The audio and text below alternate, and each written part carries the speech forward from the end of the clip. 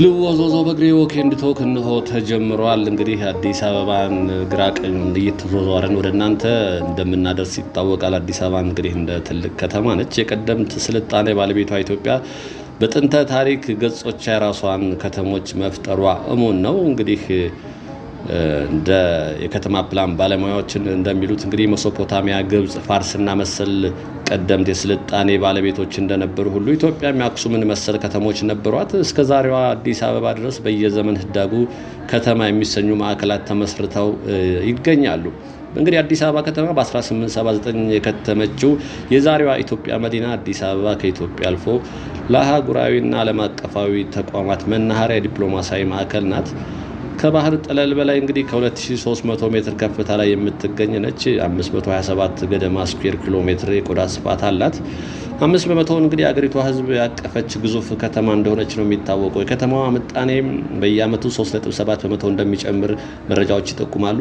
ዳሩ ግን እንግዲህ የከተማዋን ስፋትና እድገት የሚመጥን የከተሜነት መሰረተ ልማት ገጽታና የኑሮ ጥራት እንደሚጎላት እስከዛሬ እናውቃለን። በተወሰነ መልኩ እየተቀረፈ ሄደ ይመስላል ስንታዘብ ማለት ነው። የመዲናዋ እምብርት የሚገኙ በርካታ አካባቢዎች ገጽታ ከዛሬ 70 እና 80 ዓመታት በፊት ከነበረው ጋር የተራራቀ ለመሆኑ ለዚህ አስረጅ ነው። ቤተሰቦቿ መንገዶቿ አርጅተዋል።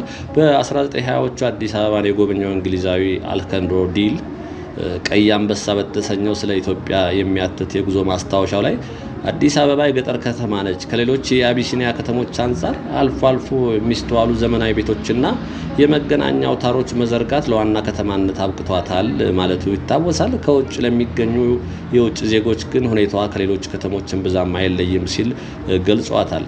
በተመሳሳይ እንግዲህ ዘመን ኢትዮጵያ የጎበኘው ቼካዊው ዜጋ አዶልፍ ፓርልሳክ የሀበሻ ጀብዱ እንግዲህ በሚል ተጫነ ጆብሬ መኮንን እንደተረጎመው በዛም በተሰኘው መጽሐፉ ላይ መሀል ከተማ ላይ 2 ፎቅ የድንጋይና የእንጨት መኖሪያ ቤቶችና የግሪክ ነጋዴው ሱቆች እንዲሁም ሌሎች አውሮፓውያን መኖሪያ ቤቶች ተሰርተውበት ደመቅመቅ ብሏል በማለት አዲስ አበባን ገልጿታል። የሁለቱ አውሮፓውያን እንግዲህ ትዝብት የሚተርከው የፒያሳን የዘመን መልክ ነው። ከ80 ዓመታት በፊት የነበሩ ትዝብቶች ከበርካታ ትውልድ መተላለፍ በኋላ ዛሬም ቢቃኙ የፒያሳ የከተማነት መልኳም ምን ያህል ተለውጧል ቢባል ምላሹ ግር ማሰኘቱ አይቀርም። ፒያሳና መሰል ቀደምት መንደሮች ታሪክ፣ ስምና እድሜያቸውን የሚመጥን እድሳት ሳይደረግላቸው ቆይቷል። አሁን እየተለወጡ ነው። ከጌጥነት ይልቅ ማህበራዊ ጠንቅነታቸው እንግዲህ የሚያደሉ ነበሩ። አሁን እየተቀየሩ መጥተዋል። አዲስ አበባ ከተማ እንግዲህ ጽዳት ለቆሻሻ ጥንባንሳ የተተወ ይመስል ነበረ። በሆነ ሰዓት ላይ እነኚህ አውሬዎች እንግዲህ ጅብ ሳይቀር በየሜዳው የወደቁትና የተጣሉትን ቆሻሻዎች በመመገብ ከተማዋን ንጽህና ይቆጣጠራሉ። ጥንት በግልጽ በህዝብ መተላለፊያዎችና መንገዶች ላይ የሚወደቀውን ለመጋራት ሲጣሉና ሲናከሱ ይታዩ ነበረ። አዲስ አበባ ከመልከ ብዙ ጉዳጉዶች በመንጻት ስምና ክብሯን የሚመጥን ከተማ ማላበስ ያለሙ ፕሮጀክቶች አሁን ተግባራዊ መሆን ጀምረዋል። በዚህም እኔ በሚሄድባቸው ቦታዎች ግራና ቀኙን ማሳያቸው ለዚህ ዋቢ ይሆናሉ። ሙሉ በሙሉ ተጠናቋል ማለት ግን አይቻልም። የአዲስ አበባ ኮሪደር ልማት ይሄም አንዱ ፕሮጀክት ነው። የመዲናዋን 6 ክፍለ ከተሞች የሚያካልለው የኮሪደር ይሄ ልማቱ ለአዲስ አበባ ውበትም ወረትም እንደሚሆን ትልቅ ተስፋ ተሰንቋል።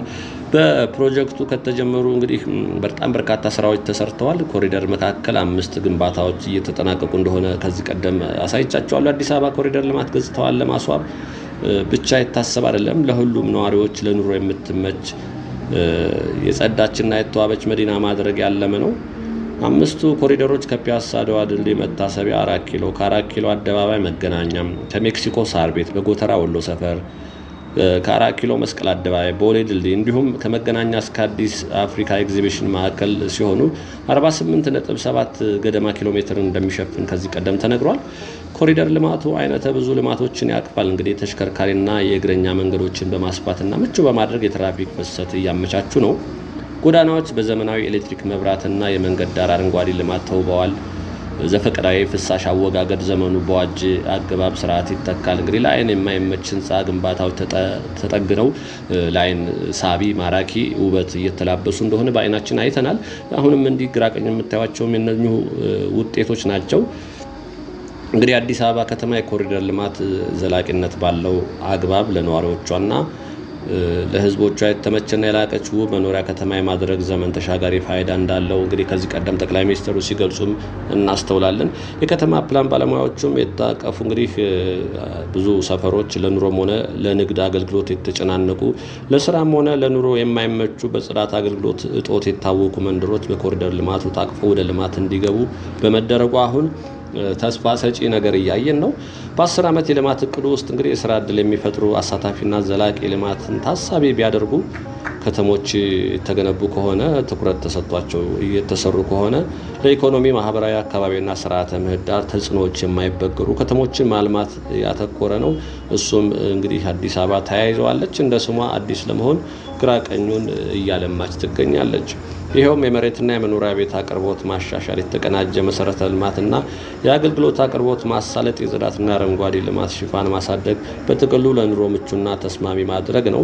የኮሪደር ልማቱ ከዚህ እቅድ ጋር የተጣጣመ ነው። እንግዲህ ከትራፊክ ፍሰትና ውበት ባሻገር ጤናማነትን ጨምሮ ተጓዳኝ ማህበራዊ አበርክቶ እንዲኖራቸውም እንግዲህ ያስችላል። አዲስ አበባ ላይ ዘላቂ እንግዲህ ከተማነት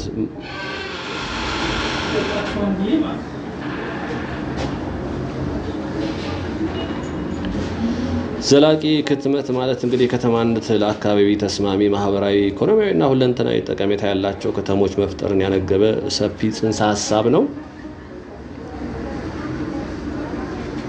የዚህ አይነቱ የከተማ ልማት ዓላማ ተፈጥሯዊና ታሪካዊ ሀብቶች እና የስነ ምህዳሮችን በመጠበቅ የአሁኑንና የመጪውን ትውልድ ፍላጎቶች ሊያሟላ የሚያስችል ነው።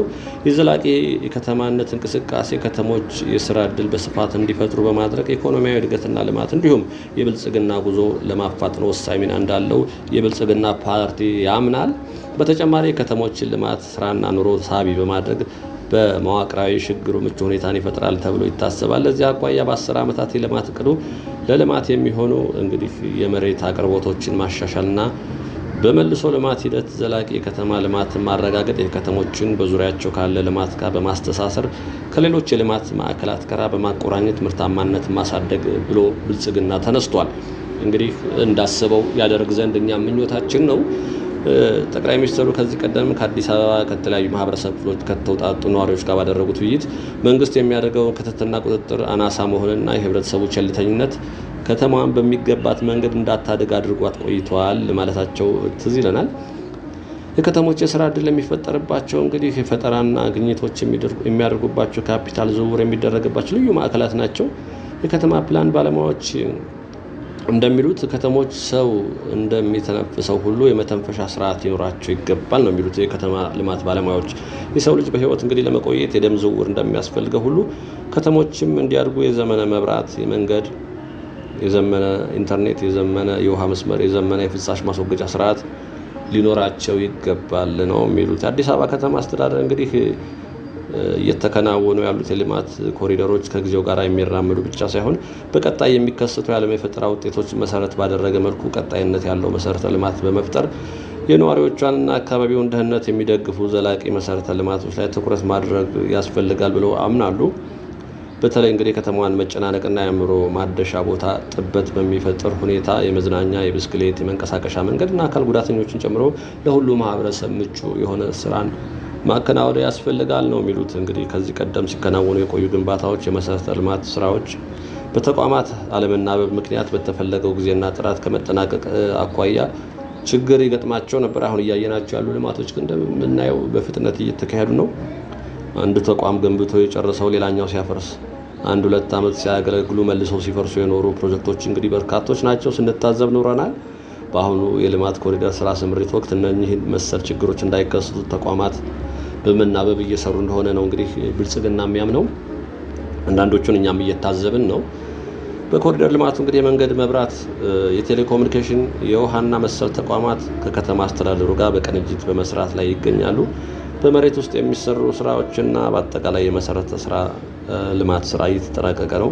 የጎርፍ ማስወገጃ ቱቦዎች ዝርጋታ፣ የመብራት እንዲሁም የአፈር ሙሌትና የኮንክሪት ስራዎችም በአግባቡ እየተሰሩ ነው። የአዲስ አበባ ከተማ እንግዲህ ኤሌክትሪክ አገልግሎትም የኮሪደር ልማት ኤሌክትሪክ መስመር መዛወር መልሶ ግንባታ ስራ አጠናቆ ለደንበኞች አገልግሎት መስጠት ጀምሯል። እዚህ የምናያቸው ግራቀኝም የዚሁ ውጤት ናቸው። ለረጅም ጊዜ እንግዲህ መደበኛ ባልሆነ መልኩ በመስፈር የተጎሳቆለ ያኗኗር ዘይቤ እየተከተለ የሚገኘውን የኑሮ ሁኔታ ለማሻሻል እያደገና ከተማዋን ያጨናነቀ ለመጣው የትራፊክ ውጥረት መፍትሄ መንገዶችን በማስፋት ለእግረኞች ሰፋፊ መንገዶች ለማበጀት የቅርስ ቦታዎችን በመጠገን በርካታ ስራዎችን እስከዛሬ እንግዲህ በእኔ ቻናል እንኳን አሳይቻቸዋለሁ። ግራ ቀኙን ስዟዟር እንግዲህ ከቅርብ ዓመታት ወዲህ በሀገራችን እየተለመደ የመጣው አዲስ የስራ ባህል አለም 24/7 ተሰርተው ያላለቁ ፕሮጀክቶች ለምስክርነት የቆሙ ህያው ነበሩ። በ24/7 ግን በተለይ በመንግስት የተገነቡ አዲስ ፓርኮች የአድዋ ድል መታሰቢያን ጨምሮ ሙዚየም፣ የተለያዩ የተሽከርካሪና እግረኛ መንገዶች ፕሮጀክቶች በትኩረት ከተሰሩ በፍጥነት መጠናቀቅ እንደሚችሉ ለአብነት መጥቀስ ይቻላል። 24/7 የሚለው ሌትም ቀንም እየሰሩ ፕሮጀክቶች በጊዜ ሲጠናቀቁ አይተናል። ቀደም ሲል ያልነበሩ አዳዲስ ተሞክሮች ናቸው እነኚህ።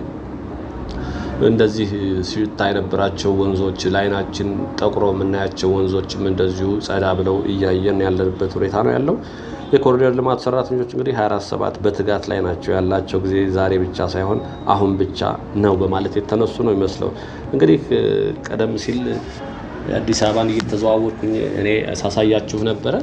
እየተዘዋወርኩ ሳሳያችሁ አሁን የተቃቀስኳቸው በርካታ ለዋቢነት የሚሆኑ ቦታዎችን አሳይቻችኋለሁ። ይሄ የምታዩትን ቦታ እስካሁን ከተነሱት የወንዝ ዳር ልማት ቦታዎች አንዱ ቅንጣት ነው። ግራ ቀኙ እንደምታዩት በአረንጓዴ የተዋበ ነው። ለብስክሌት መንገድ፣ ለእግረኞች መራመጃ ነፋሻ ምቹ ሆኖ ተሰርቷል። በአጭር ጊዜ የተሰሩ ናቸው። እንግዲህ ይህን የታዘብንበትን ቪዲዮ በአጭሩ እስከዛሬ ካሳየኋችሁ ጨመቅ አድርጌ ወደ እናንተ ያደረስኩበት ነው።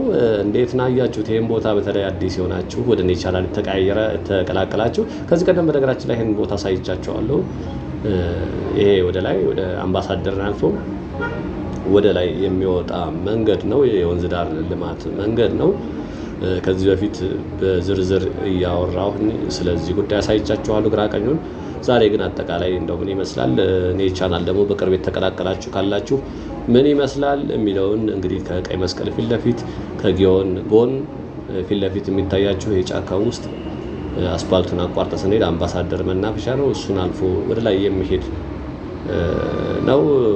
እንግዲህ ለዛሬ ያዘጋጀሁላችሁ ይህን ይመስል ነበር። ሁሌ እንደምላችሁ ሰላምና ጤና ከእናንተ ጋር እንዲሆን እየተመኘው እስኪ እናንተ እስከቻላችሁ እስከወደዳችሁ ወደፊት ትንሽ አዝግሙ። ወንድማችሁ ካፊያው ዘመህር ነበርኩ። ጤና ይስጥልኝ።